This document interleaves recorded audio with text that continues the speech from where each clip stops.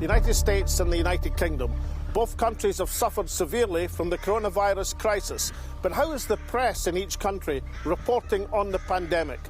We asked two top commentators from both sides of the Atlantic on the performance of the administrations in Washington and London and what the political fallout will be when the crisis is over. Join us on the Alex Salmond Show, on air and online.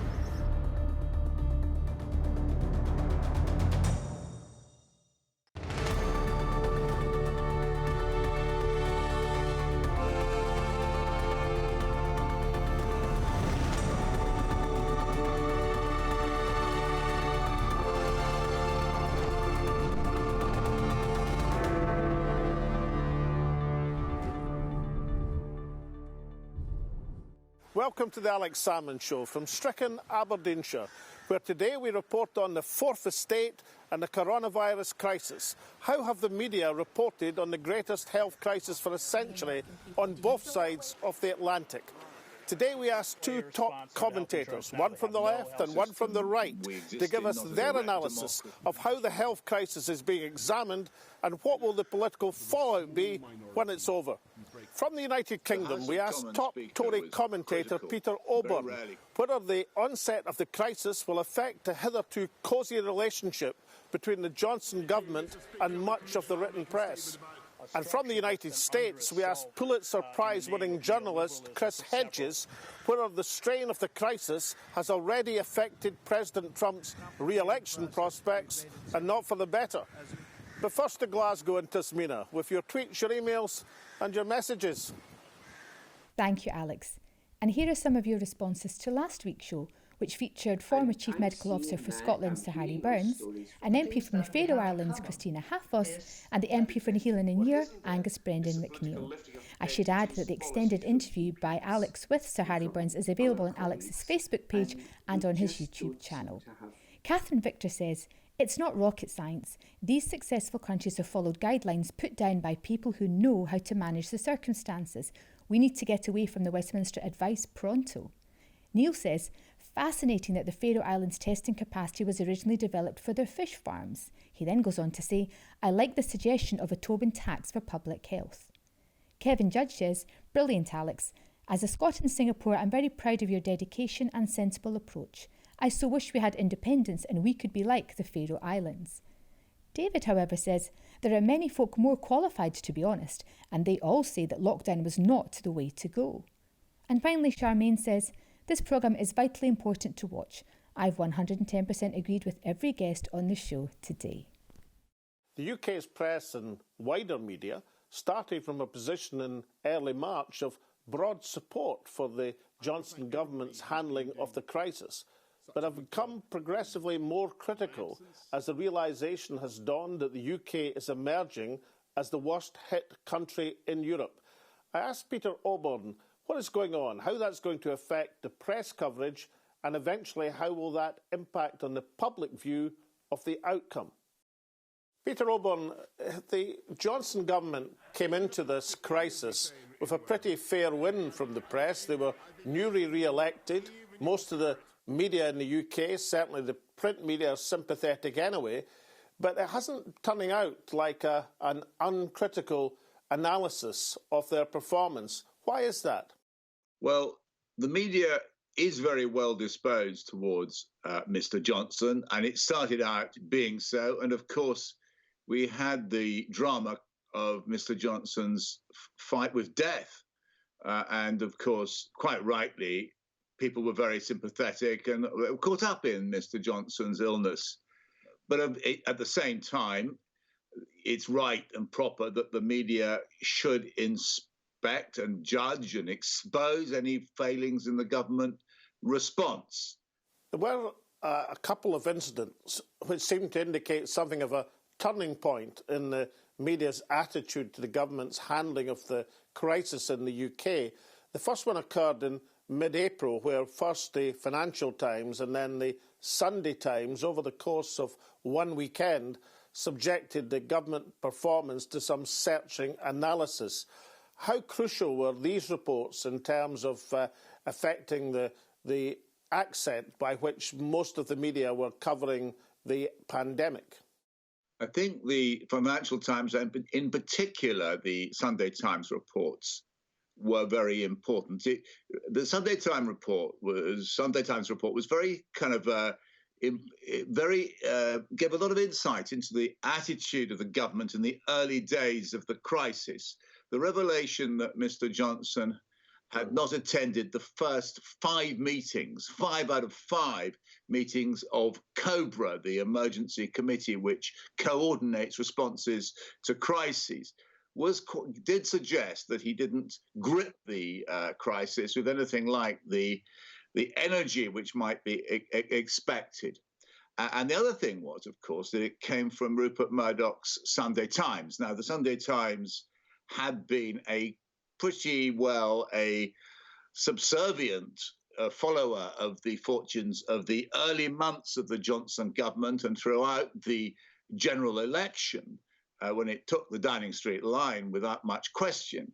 And then under a new editor, Emma Tucker, suddenly it started to produce reports which questioned the government line and exposed things the government would rather not have seen the light of day. So that was in a significant moment when a pro-government paper moved to a much more detached position.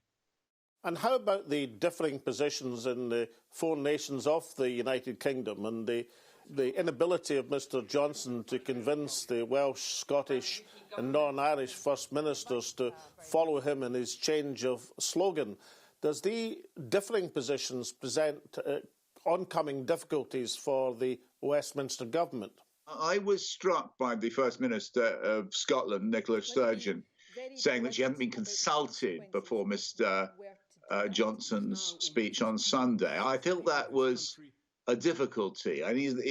That he needs to keep everybody on board. That includes his own cabinet. There was quite an arresting report from an anonymous cabinet minister saying that there was fury in cabinet, that they weren't consulted about the speech. Now, that is potential political trouble for the Prime Minister if his cabinet aren't being brought in on the decisions and then don't get to feel responsible for them. So the political handling of the last few days has been questionable, and the problems will emerge from that. And how about parliamentary scrutiny? We've had socially distanced parliamentarians sitting in their places, but the appropriate distance apart at Westminster. Obviously, a very sparsely attended House of Commons for obvious reasons. And we've had the social media questioning. Does that let you yearn for the days of the hurly-burly and the intense atmosphere? Is it very difficult for opposition to sustain an attack on the government when we're in that position? I think that a lot of the British media and a lot of British politicians are rather old-fashioned. They don't understand that social media is where political communication now happens much more than in the newspapers or even the TV. And that means that actually the communications people in Downing Street who aren't born yesterday, I don't like them much, but they're not born yesterday, are focusing far more on Facebook than they would be on whatever the popular papers are saying. And so this is where the fortunes of the Prime Minister will rise and fall, much more than on whether he gets the right headline in a newspaper. You can launch in through social media anytime you like in the course of the day, and really the print and news media is close to irrelevant in quite a lot of the discussions which are going on. And would you expect there to be inevitable casualties of at least printed editions of the major titles? I think one of the effects of the coronavirus pandemic will be to accelerate history. And it will do so in all kinds of ways, which we still can't predict. One of them, I'm sure, is geopolitical. One of them is financial, but it will also accelerate existing trends in Fleet Street. As you know, Alex, I'm a journalist in my blood. I love print journalism. I love newspapers, and the thought of a world without them I abhor. But I tell you something, that there are bound to be mergers, and titles are bound to disappear, and it fills me with unhappiness. You refer to geopolitical impact of such a pandemic. Give us an outline of what you think that effect will be. Well, the most obvious and the gravest one is relations with China, which we've all seen for decades now, that the emerging world power challenging the US hegemon is China.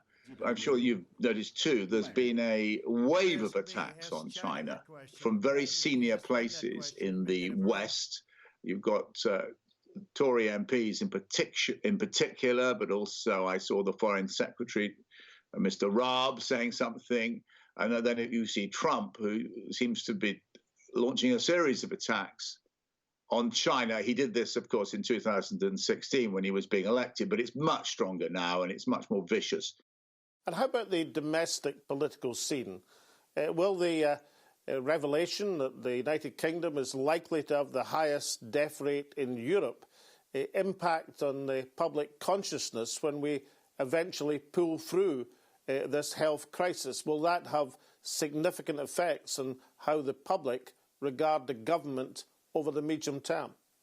I think it's not appropriate to go heavily into that at the moment. It's the right questions now are how you move forward. But if it turns out to be the case, and nobody wants any country to do badly, that Britain has made mistakes along the way, which have cost thousands or tens of thousands of lives, then of course there must be an accounting, not less really for purposes of political point scoring, but simply so that if a pandemic or when a pandemic happens again, we know why it was. What were the right decisions which were made, but what were the wrong ones? And so I do predict that there will be political consequences, but they're more to do with understanding what has been a very grave situation. There's been some quite vigorous criticism that Boris Johnson didn't make his statement about the strategy out of the pandemic, out of the crisis, to Parliament, but chose instead to do a prime ministerial address on a Sunday night direct on television. Is that a substantial complaint, or are MPs merely bickering about not being given their place and status? What should have happened is that Mr. Johnson should have come to Parliament on Monday. He should have set out his policy in the schematic way he did on Sunday night. At the same time, they would have published the documents giving the precise details. And then in the evening, on Monday evening, he should have addressed the nation directly. And I think they made that was an insult to Parliament, therefore an insult to parliamentary democracy. And of course, it's one of the reasons why cabinet ministers are reportedly feeling upset, because they were excluded too. In other words, making the announcement direct on TV on a Sunday night and not to Parliament, he has opened himself up to justified criticism. Peter Oborne in London, thank you very much indeed. And it's always a huge pleasure to talk to you, Alex. Coming up after the break, we move across the Atlantic and consult with Pulitzer Prize-winning journalist Chris Hedges. Welcome back. In the UK, as we've heard, at the start of the crisis, much of the media were pretty supportive of the newly elected Johnson government. Over the Atlantic, much of the press were already critical of the Trump administration, and his handling of the crisis has amplified that criticism many times over. To analyse this, I turn to Chris Hedges, the Pulitzer Prize-winning journalist, author and Princeton academic. Chris, welcome back to the Alex Salmond Show. Thank you.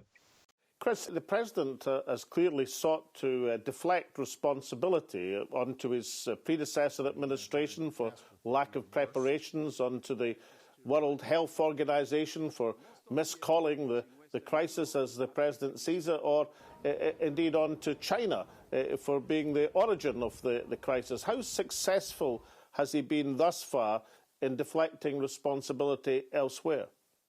with most of the country not successful at all, but within his base, while it has taken hits, it remains effective.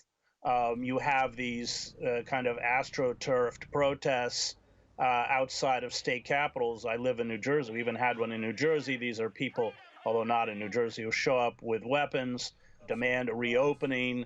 I think it's hard to underestimate the power of news outlets like Fox News, which peddle the kinds of conspiracy theories that Trump propagates out of the White House. And the anti-science sentiments, which of course cater to the Christian right, that perhaps a third of the country that doesn't believe in evolution and, thinks Trump he has 81% support among the evangelical movement. This is a non-reality based movement, which is kind of impervious to news outlets that still remain rooted in verifiable fact. Now, the death toll from this deadly virus thus far in the United States is by some measure the highest in the world. But of course, per head of population, it is still, as we speak, running at half the level compared to United Kingdom or Italy or indeed France. Is there a feeling in the United States that they, as some sort of national shame in and above the tragedy of having such a high death toll relative to other countries? I would again say among a majority of the population, 50 or 60% of the population, that's true. Now, the New York Times ran a story the other day about how Trump's support among the elderly, and it was high among the elderly, is eroding because, of course, the White House is through its rush to reopen the economy, which it knows will exacerbate the spread of corona and, of course, the death count that comes with it. There are signs that among the older supporters of Trump, they realize they're being sacrificed. I think I can't stress enough this massive chasm that has opened up in the United States between those who merge fact and opinion and those who still remain rooted in a universe where facts matter. You've been pretty critical of the $1,200 payment, the so-called helicopter money, but many economists would argue that at least has been a way of getting some cash into the hands of a population who, in many cases, are badly in need of any finance at all. What's been the basis of your doubts about this policy? Because it's too meager. And $1,200, the average rent, that isn't going to cover your rent. Of course, we have now rent strikes throughout the country. In essence, they're de facto rent strikes because people can't afford to pay their rent. That money gets vacuumed up by credit card companies and is gone. Unemployment insurance has been extended, although many people can't access the system because it's antiquated. The systems crash. We're now projected unemployment rates 25-30% by this summer. So my criticism is that it's almost a symbolic gesture towards a population. I mean, if you've seen the pictures, the bread lines now in the United States stretch for miles. And as this situation continues, and I think because of the Trump inability to handle the pandemic, we are, and this, of course, most infectious disease experts are now saying this, we are just going to see wave after wave after wave, which will not only put more strain on an inadequate for-profit healthcare system, but have exacerbate the economic crisis that the United States is in. So if I have this right, in Britain, you pay employers, and then employers pay workers 80% of their wages. That's not what's happened here. So you have small business after small business that is now going bankrupt. Well, not even small businesses, major gym chains, Gold Gyms, for instance, they're all already declaring bankruptcy, and we've just begun. So it's a wholly inadequate response to the economic devastation that has been visited on the American working class and shows no sign of abating. What has been the commentary or the press reaction to the latest assault on Obamacare and Medicare in the middle of a health crisis. Is that seen by some as a misstep too far from the Trump administration, or will that once again play to the president's political base? Blocking entry into Obamacare means they don't have any health insurance at all. So just the callousness and the inability on the part of Donald Trump and the Republican Party to grasp what's happening, I think means there will inevitably be blowback in the terms of social unrest. How that will manifest itself, given the configurations of American society, I don't want to predict. It very well could manifest itself in a kind of extreme right-wing blowback, but that the system has betrayed the working class and the working poor was true before this pandemic. We're now seeing that system utterly shut its doors to people in deep distress, and that will have consequences. You know, to what extent Trump's base can be penetrated by reality, I spent 2 years writing a book on the Christian right. I'm not completely convinced that it can. I think that the Christian right and these groups that engage in magical thinking essentially function in the same way that what anthropologists would call crisis cults, where the assault of the fact-based real world is just too much. So we're headed for very uncharted territory, and I think we must never forget that the United States is a deeply violent culture where you have huge numbers of American citizens armed with essentially military-grade assault-style weapons. You can see them with Kalashnikovs or AR-14s or 15s standing on the steps of state houses in southern states in the last couple of weeks. So the dark pathologies of the United States are coming out. The pandemic is bringing them out with a vengeance, and where that's going to lead, I think it'd be very difficult to predict. The only thing I'd say is that it's probably not going to lead anywhere good. But the national emergency, a health crisis of unprecedented proportions, but you would think within that a political opportunity for the Democratic Party to re-achieve ascendancy. Is there any prospect a figure like Governor Cuomo has got great praise for his daily press conferences? Is there any chance that a figure such as that might emerge to overtake the lower profile Vice President Biden? Well, the Democrats have certainly selected probably the weakest candidate they could find in Joe Biden.